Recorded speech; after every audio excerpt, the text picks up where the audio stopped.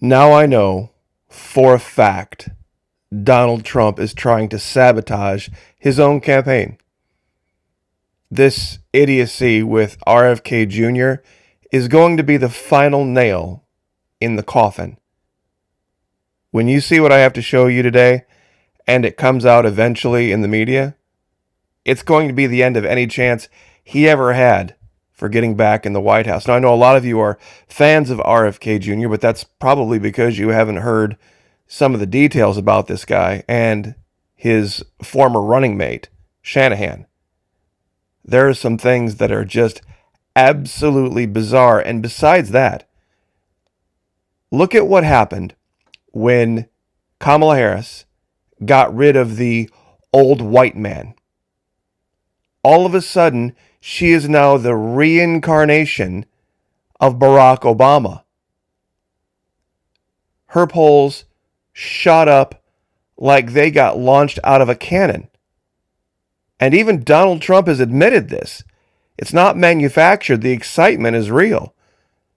For the last 3.5 years, the Democrat Party has been dejected and depressed and just uninvolved in the Biden-Harris administration. But now that Biden is gone and it's her, these people are floating on cloud nine. So, getting rid of the old white man, just like Nikki Haley said,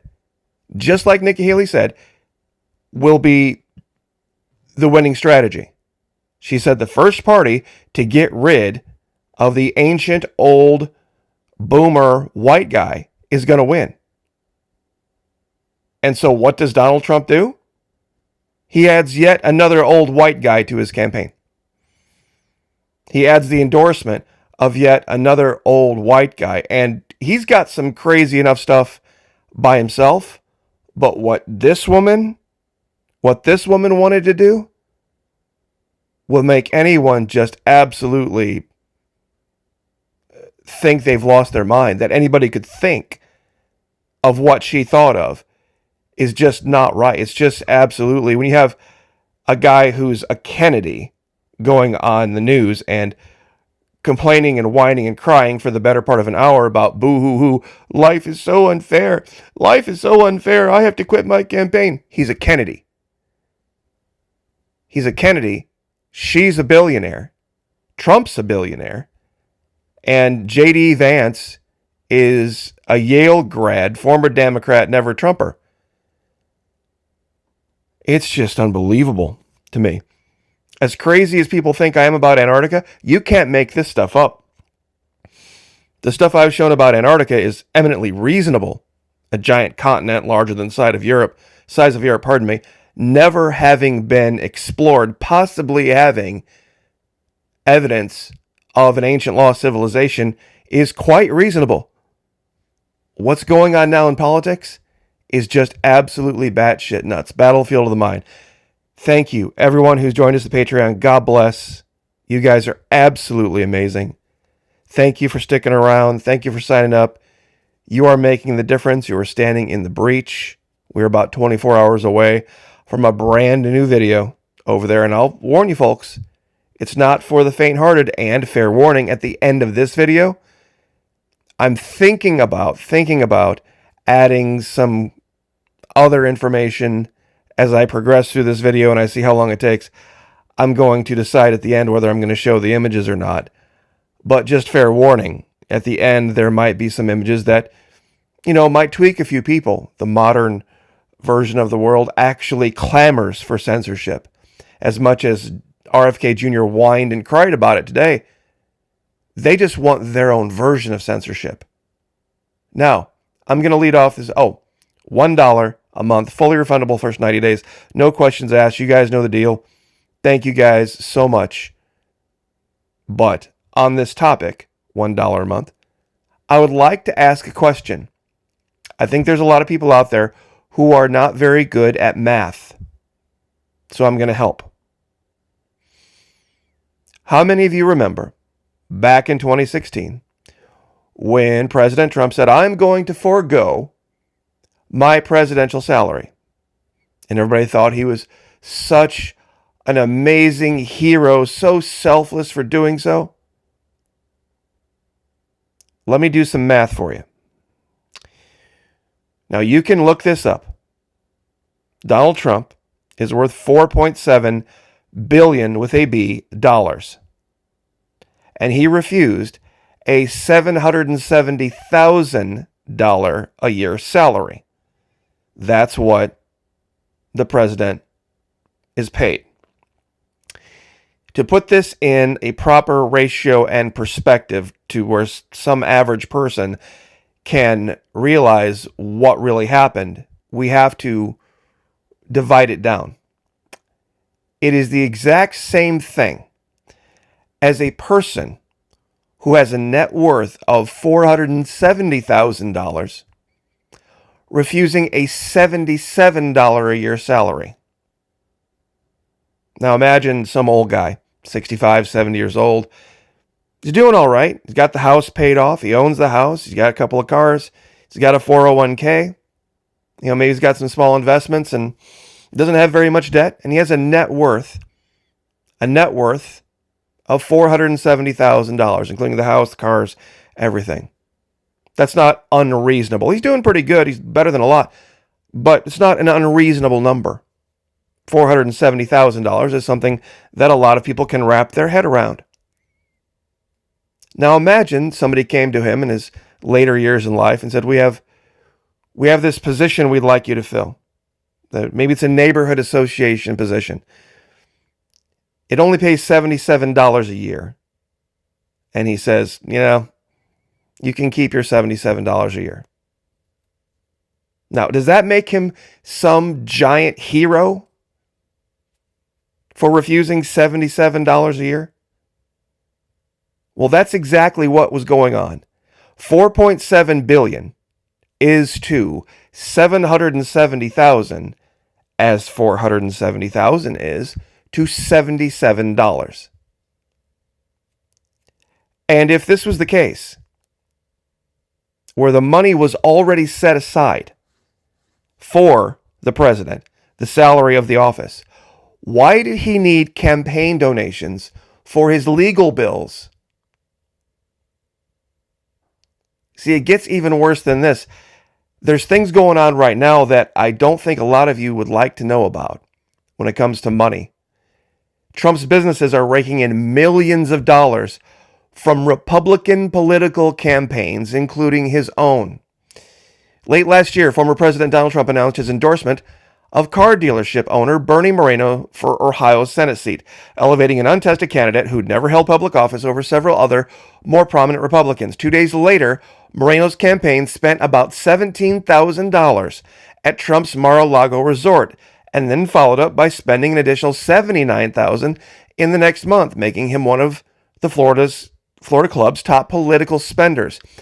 He wasn't alone, with glitzy Mar-a-Lago fundraisers, stays at Trump's hotels, and flights on the former president's private jet. Republican candidates and political groups are on track to spend more on Trump's businesses this year than any year since 2016. Trump himself has been the biggest spender both this year and over the last decade. Between his 3 presidential campaigns, Trump and associated political groups have funneled more than $28 million in campaign donations to his businesses, helping convert the enthusiasm of his political supporters into personal profit.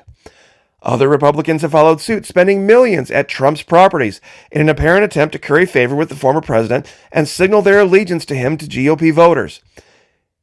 Some of the candidates who've spent the most money on Trump business in recent years have been new politicians who won the former president's endorsement despite a lack of past electoral experience or success, including Moreno, Herschel Walker, and Kari Lake. So this money you're giving to elect people to office is actually going right into this man's pocket to make him rich. Now, Laura Maki, what does this picture have to do with anything, and why do you always talk about... Well, I didn't bring it up this time.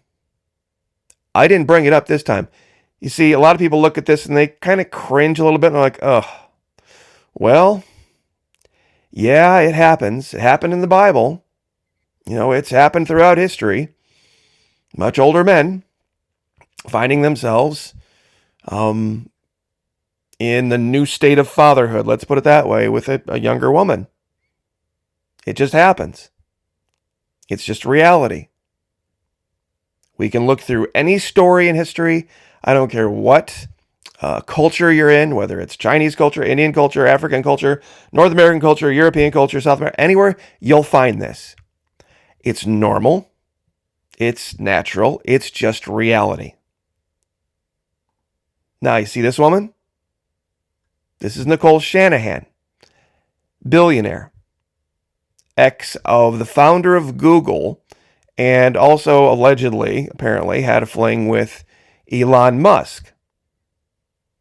So we have a billionaire, a Kennedy, and Trump, another billionaire, and some guy who was a Yale grad who wears makeup, who was a never-Trumper, as supposedly the saviors of America.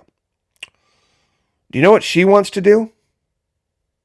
Do you know what she has dedicated a crap ton of money into? This. Florida Maki, wait a minute. I don't think you understand biology. Women can only have babies to a certain age, and that's it for them. Men can father babies at any age, but for women, there's a clock on that. Well, guess what she wants to do? She wants to get rid of the clock. She wants to figure out a way for women to get pregnant much, much later in life than they already do. Nicole Shanahan, what if we could delay menopause? Extending childbearing years would offer women more freedom to pursue a career or find the right partner without getting spooked by the loud and incessant ticking of their biological clocks. See, the ticking of that biological clock is God's natural order of things. There's a reason for this. And you can look up advanced maternal age and the effect that it has on birth defects. By the time a woman is 49 years old, the chances of her having a baby with Down syndrome is 1 in 10. 1 in 10. And what they don't show here, because it's not politically correct to do so, is ages of getting pregnant younger than 20. It becomes a vanishingly small percentage. Much healthier, much stronger babies, much more desirable outcomes for mothers, the younger the mother, down to a certain age. And usually that age is not very much older than when they are capable. However, pregnancy over age 50, this is what she wants to do. This is what she wants to do. This is what she wants to spend her billions on. Oh, but it gets better. It gets better. This RFK guy, I'll give you this link. I won't go through all of the details of how much he's worth, but he's worth a crap ton of money. He's like, oh, Florida Monkey, I've heard like 15 million. Way more. Way more. And he takes a $500,000 a year salary from a non-for-profit foundation meant to help children. Like I said, I'll give you this link and I'll let you read this. Where is it?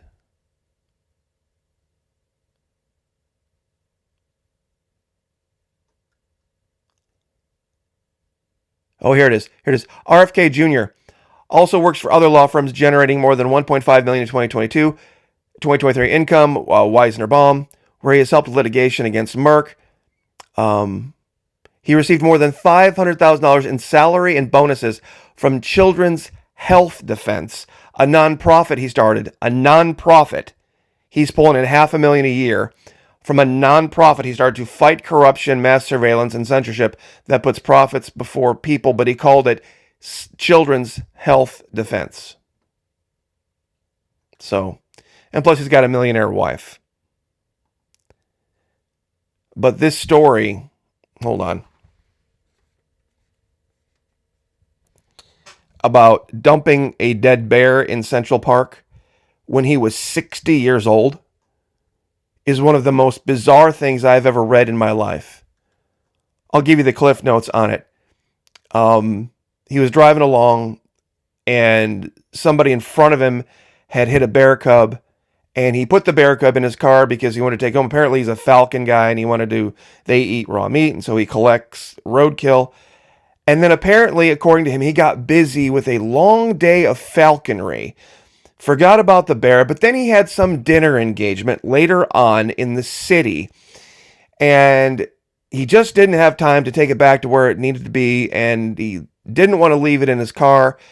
And so then he thought it would be a funny prank, according to him, his words, to take it and stage it somewhere in Central Park with a bike to make it look like somebody crashed into a baby bear and killed it on their bike and left it and staged it there in the middle of the night. These are his words. And he was 60 years old when he did this. Kennedy said he got waylaid by a busy day of falconry, and then he had to rush back to New York City for a dinner at Peter Luger Steakhouse, which then ran late. I had to go to the airport, and the bear was in my car, and I didn't want to leave the bear in my car because that would have been bad, Kennedy. Then, as he put it, the little bit of redneck in me had an idea. At 60 years old, Kennedy just happened to have an old bike in his car. So now he has an old bike in his car, and he also has a dead bear, which he said someone had asked him to get rid of. He recalled that the city had just put in the bike lanes after a number of accidents, and so he decided to stage the bear in Central Park as if it had been hit by a bike. I wasn't drinking, of course. People were drinking with me who thought this was a good idea, so we went and did that, and we thought it would be amusing for whoever found it or something. What in the world? 6-month-old, 44-pound cub. It's just bizarre. I mean, who does this? At 60 years old, who does this? If this was something he did when he was 13 years old, I'm like, all right, bunch of 13-year-old kids.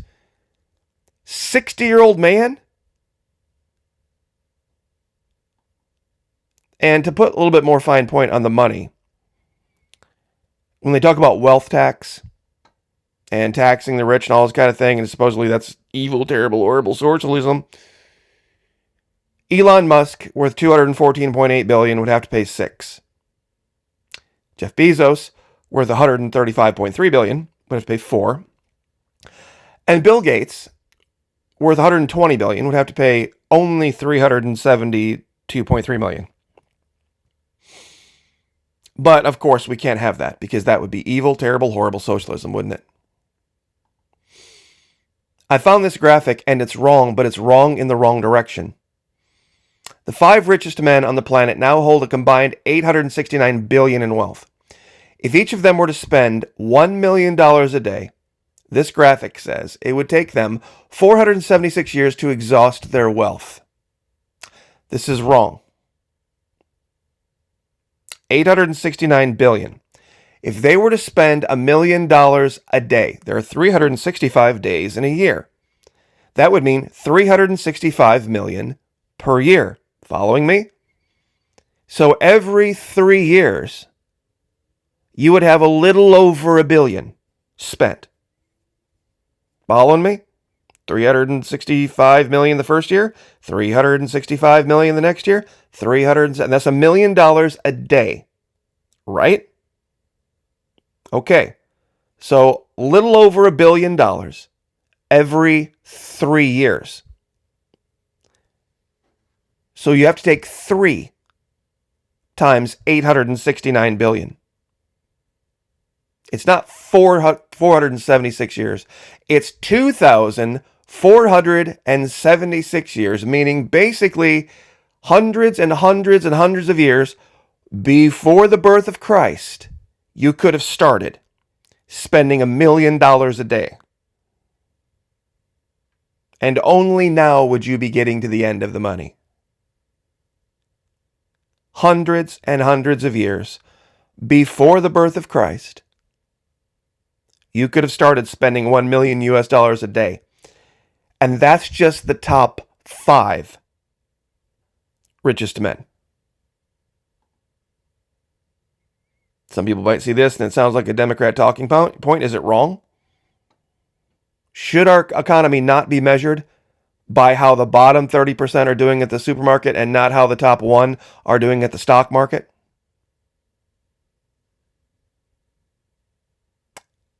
"20 minutes in.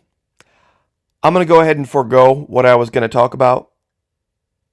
It's another topic that a lot of people have kind of taken me to task for regarding some images that I've shown here. The images that I've shown are of individuals who want those images to be seen. I'm not going to go down the list of images I was going to show. But it has to do with somebody who's been referred to as the most classiest first lady ever.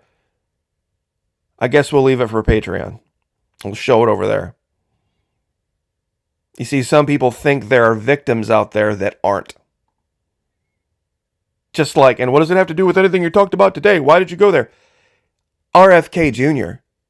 went on the news today and complained and bitched and cried and moaned and whined about, boo-hoo-hoo, my campaign was a victim of censorship.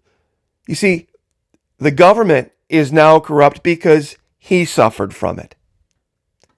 He had to cancel. A Kennedy had to put aside his campaign and now go endorse Donald Trump. And now, that's the reason to say something about it? How many people before you, Mr. Kennedy, have tried and failed, and you were silent? And you're a Kennedy.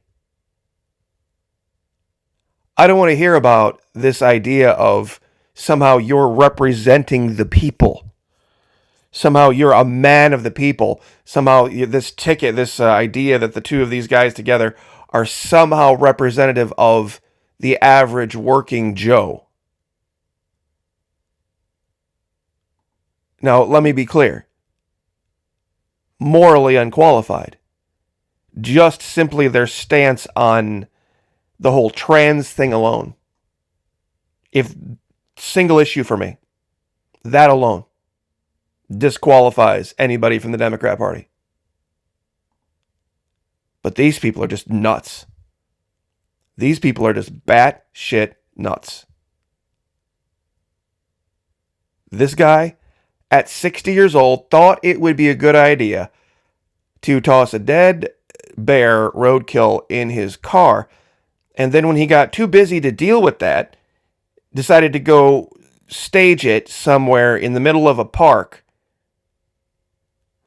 And this individual on the left, a billionaire, wants to have women be pregnant into their elderly years. Yeah.